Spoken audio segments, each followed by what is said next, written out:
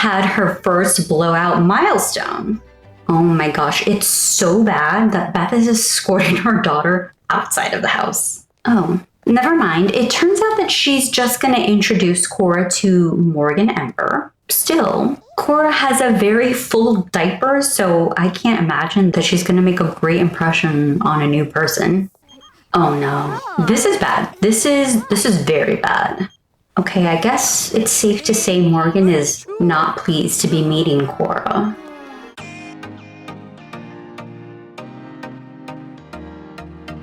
Hi kids! Welcome to my Sims 4 Legacy Challenge, the Build Newcrest Legacy Challenge Empty World variation, which is a take on the original Legacy Challenge with just a little bit of a twist. The entire Sims world is going through an apocalypse, and it's up to just one family to rebuild all of society from the ground up. We are rejoining my Legacy family, the Plot Takers, late on a Saturday evening. My Generation 2 heir just had a baby, and that is her in the corner. That is Cora Plot Taker.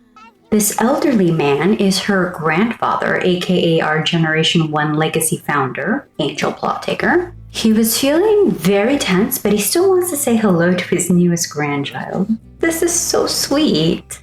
Cora was hungry, so her mother is feeding her. Her mother is Beth Plot Taker. She is our Generation 2 heir, and also the oldest of all of Angel's children. For the time being, Beth is a single mother, but I am trying to work on that. But her relationships, let's just say they're a little bit complicated right now. By the way, did you notice Beth's half-sister B getting attacked by her namesakes in the background? Yet again. The entire extended family is living in this one house, so let me introduce you to Bonnie Plot Taker. This is Beth's younger, full sister, and this is Camille, who is Bonnie's daughter. Camille just aged up into a toddler about like a day ago in game, and sleeping in the bed is Iggy Pancakes. That's Bonnie's husband, who is also Camille's father. Looks like it's time for most of the household to go to sleep, but not Angel. He's up.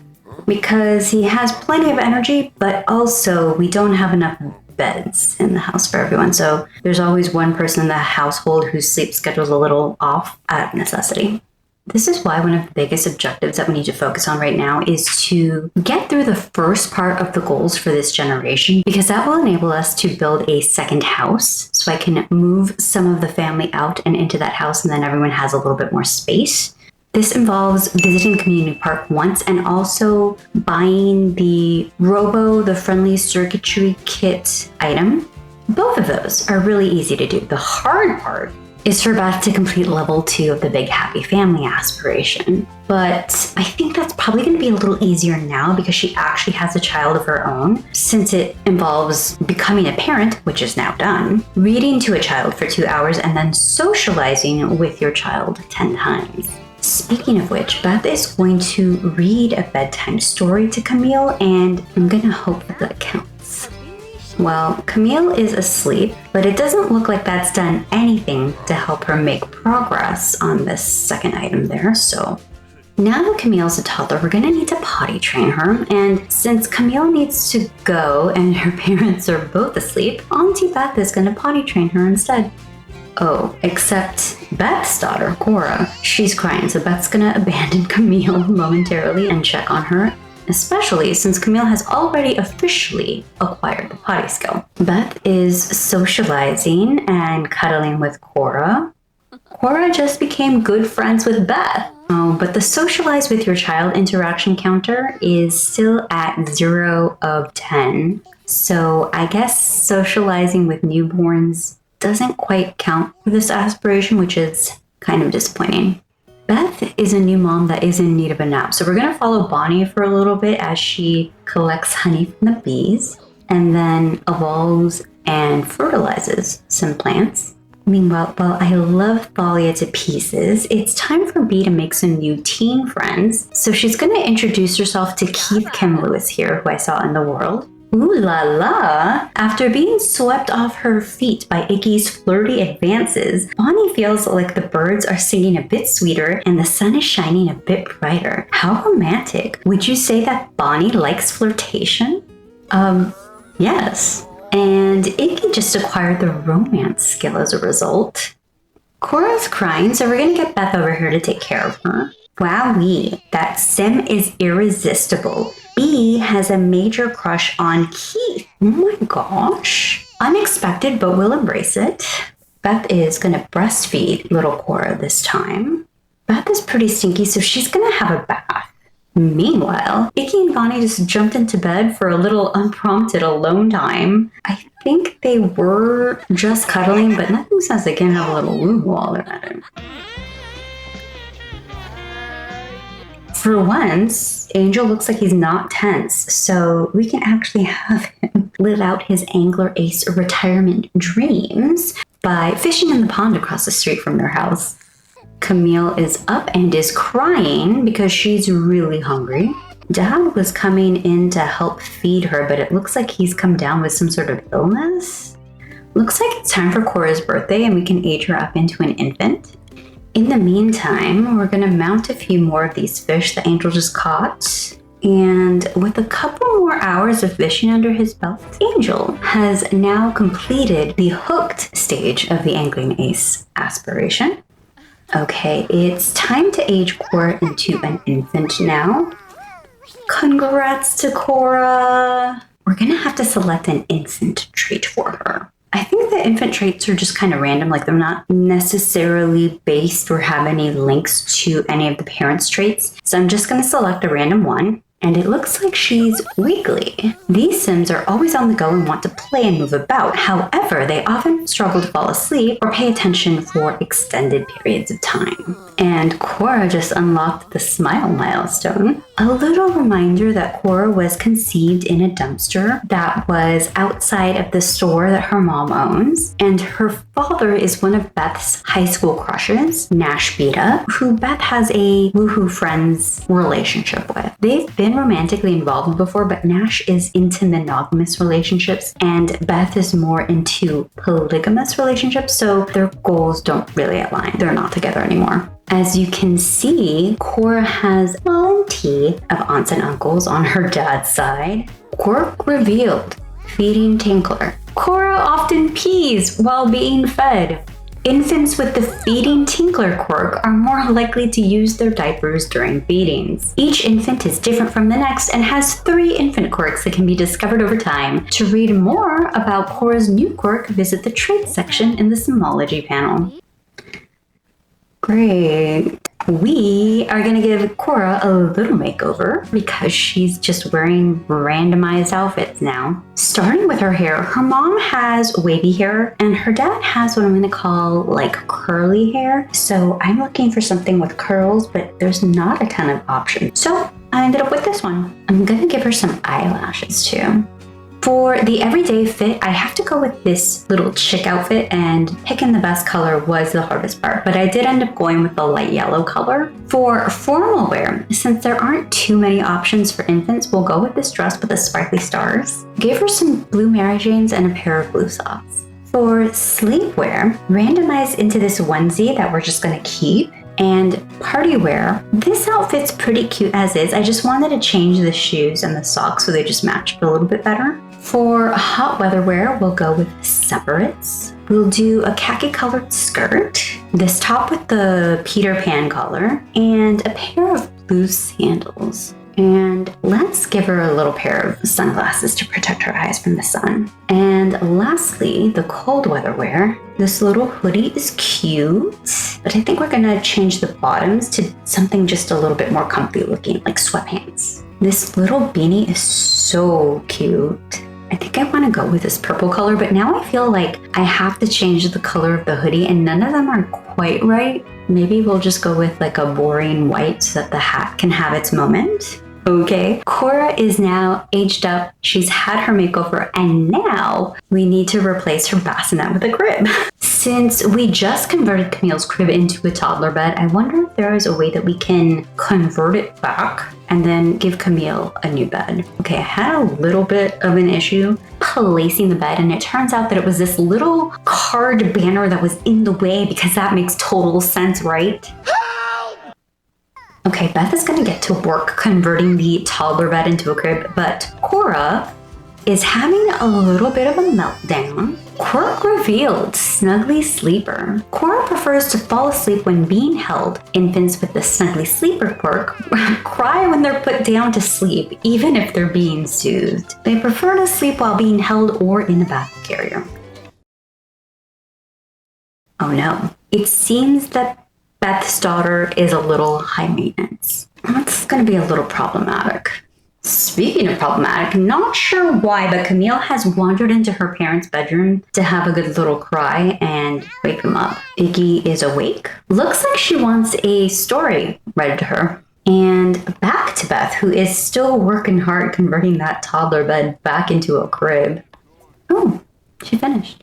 We'll place the crib in the corner. And I'm actually going to wake her up because I want to see if socializing with Cora as an infant will help Beth achieve that goal that she has to interact with her child 10 times. Quirk revealed, love is being held. Cora seems to particularly enjoy being held. Infants with the love being held quirk are more likely to react positively when they are picked up or carried and upset when they are put down. Oh my gosh. She likes being held when she's asleep. She likes being held when she's awake. Okay.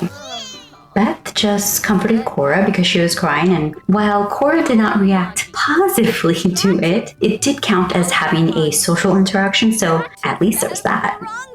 Oh my gosh, it's almost Beth's birthday.